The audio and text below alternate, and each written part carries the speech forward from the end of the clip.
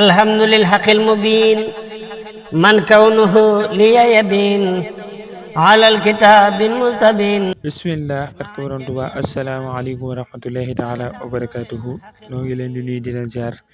di leen bal xaq di leen bal xaq di ñaan suñu borom mu bool ñu jéggal di ñaanal Cheikh Mouhamadul Muntaxa mu yàgg fi lool tànd ak wér fas yéene di kaateeg yéen ci seen yóbbalu gàmm. borom Tuubaa nee na billahi lam yaati wa laysa yaati mislubni abdullahi zil ayaati billahi lam yaati wa laysa yaati mislubni abdullahi zil ayaati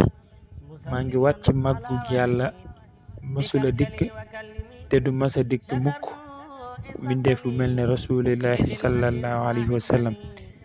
maa ngi wàcc màggug yàlla mësula dikk te du dikk ba mukk mbindeef bu mel ne rasulillahi sallallahu alayhi wa sallam yi doomi abdullahi ga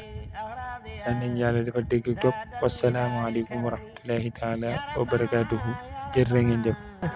يا ربنا يا ربنا يا ربنا اشكر سعينا بالمنتخى المحترم.